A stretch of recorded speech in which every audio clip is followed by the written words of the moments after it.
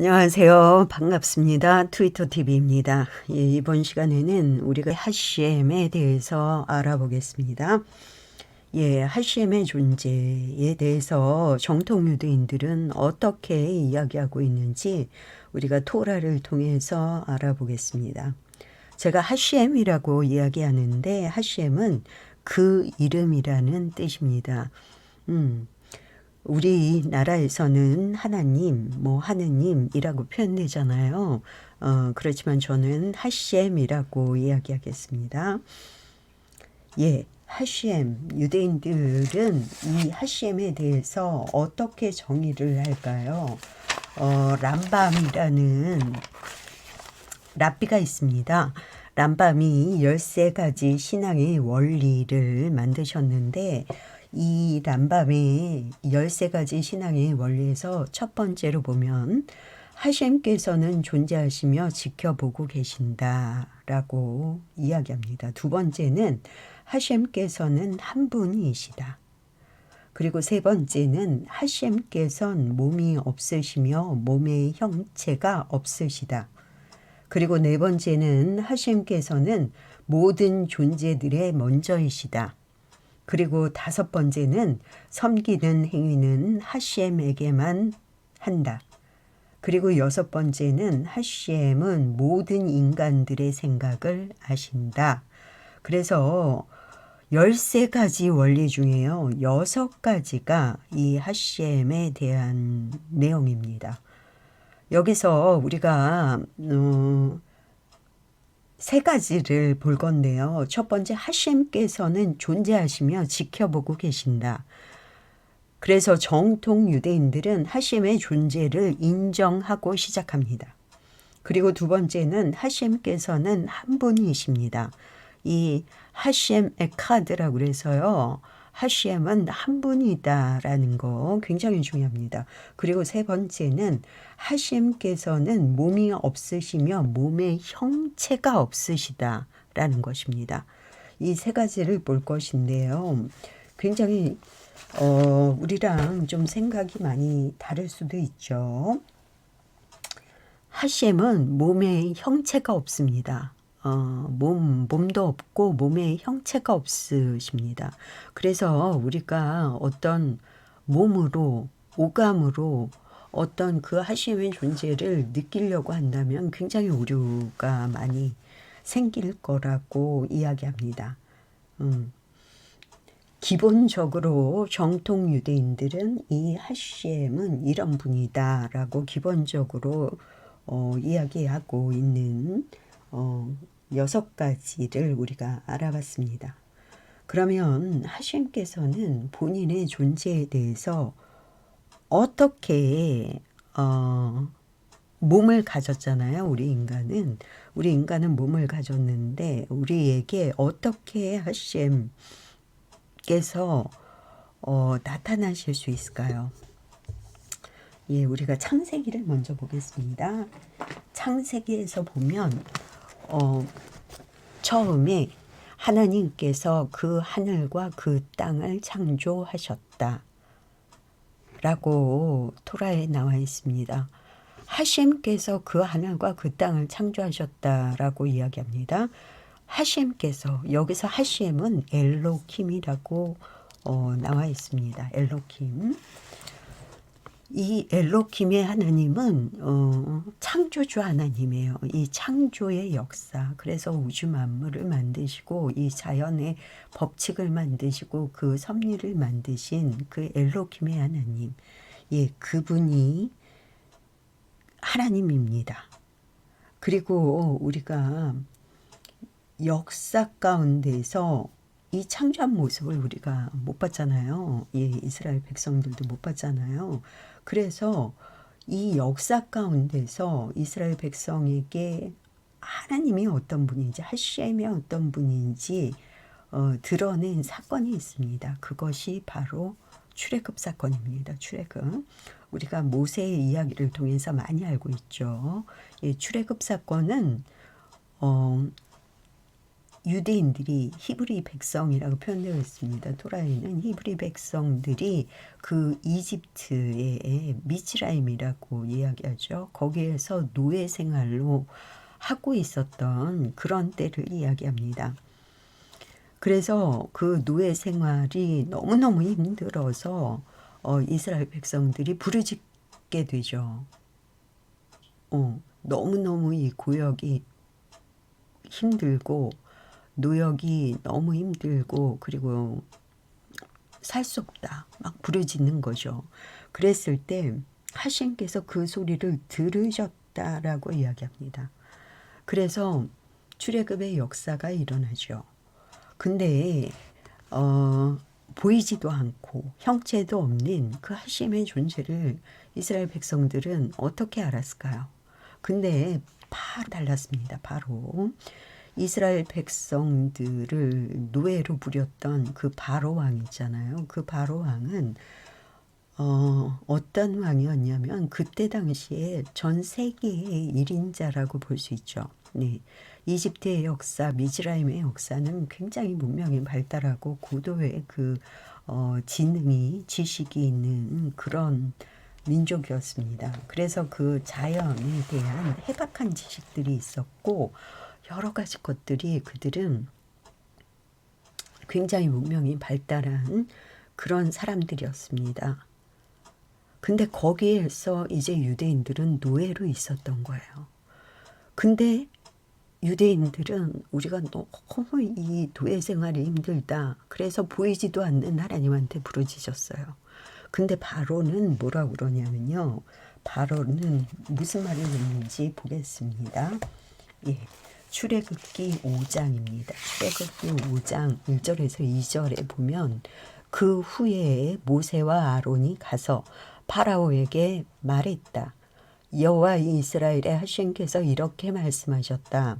내 백성을 보내어 그들이 그 광야에서 나를 위하여 명절을 지내게 하라.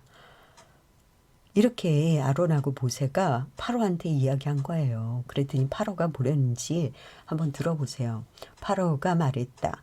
여호와가 누구이기에 이스라엘을 보내라는 그의 소리를 내가 들어야 하느냐. 나는 여호와를 알지 못하니 이스라엘로 내가 보내지 않을 것이다. 예, 파라오가 분명히 얘기하네요. 여호와가 누구냐? 나는 여호와를 알지 못한다. 라고 분명히 이야기합니다. 파로는. 그럼 여호와는 누구일까요? 여기에서 여호와라고 표현되어 있는데 히브리 성경에서는 요드헤이 바브헤이라고 표현되어 있습니다. 이 이름 요드헤이 바브헤이 이 네 글자 이 하셴께서 출애굽을 시켰던 그 하셴입니다. 우리가 아까도 봤듯이 창조주 하나님 엘로킴입니다. 엘로힘이라고도 이야기하죠. 이 하나님 창조주 하나님과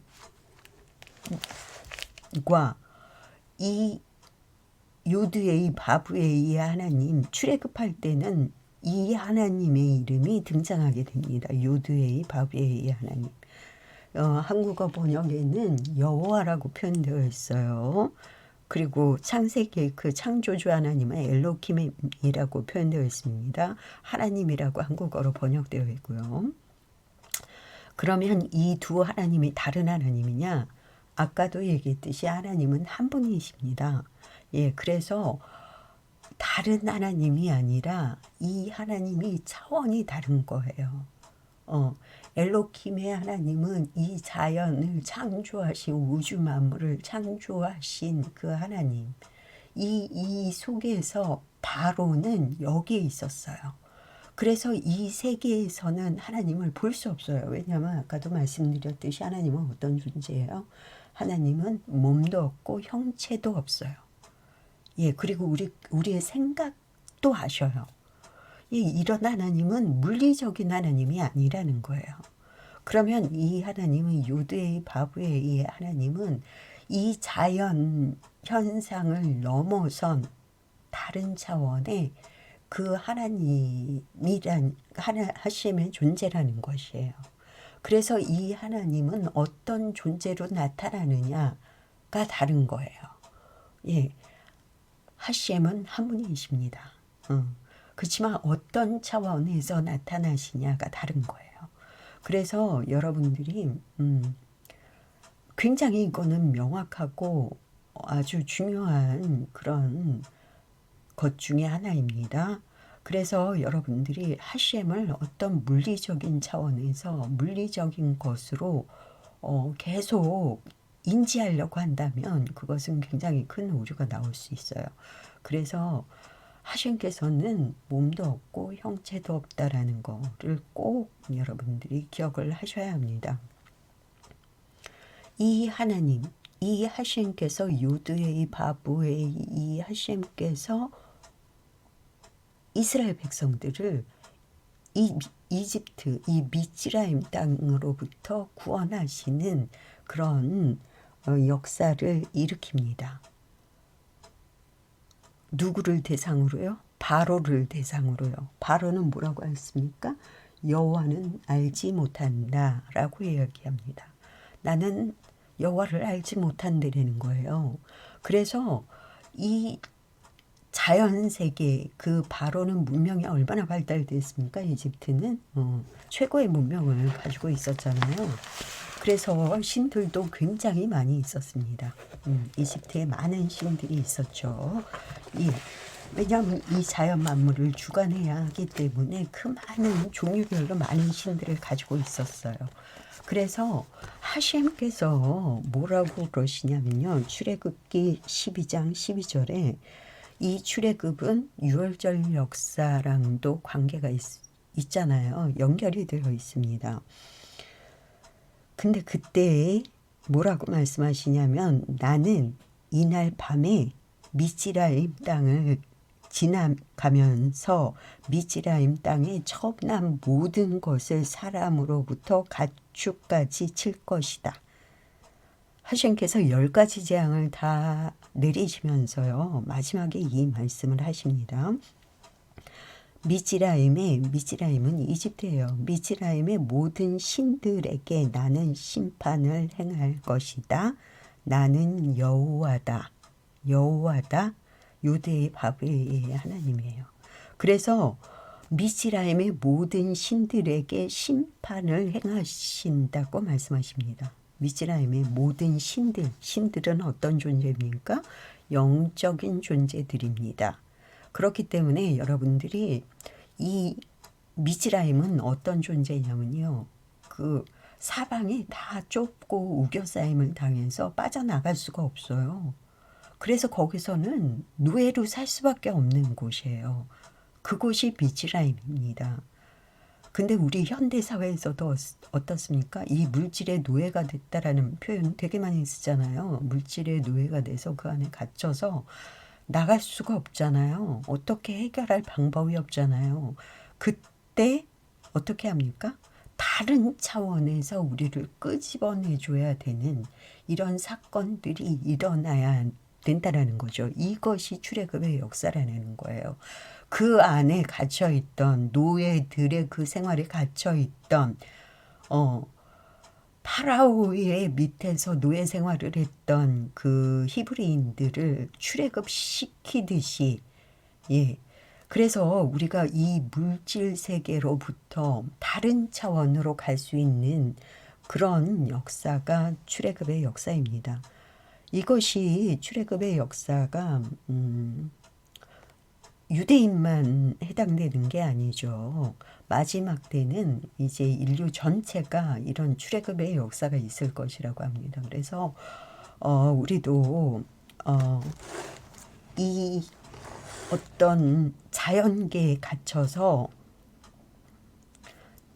다른 차원을 보지 못하는 그런 오류를 범하지 않게 우리가 보이지 않는 어떤 세계, 어떤 영역에 대해서 좀 우리가 오픈마인드 하면서 받아들였으면 좋겠습니다. 그래서 유대인들은 하나님의 어떤 존재에 대해서 굉장히 명확하게 이렇게 말을 해주고 있어요. 그래서 제가 이 하셴에 대한 더 구체적이고 더 여러 가지 것들을 계속 시리즈로 올릴 예정입니다. 그래서 여러분들이 많은 관심을 갖고 이것을 그리고 하셴을 이해한다라는 것은 쉬운 일이 아니에요. 그래서 하셴을 우리가 알아간다라는 것은 유대인들은 알아야지 믿는다고 이야기합니다. 그래서 하셴을 아는 지혜와 지식과 이런 것들이 있어야지 하셴이 어떤 분이라는 걸 알아야지 믿을 수 있다고 이야기합니다. 그래서 우리가 이 하셴의 그 존재, 하셴은 존재하신다라고 이야기했잖아요. 그래서 그 하셴의 존재에 대해서 저희가 더 구체적으로 알아보는 그런 시간이 되기를 바랍니다. 감사합니다.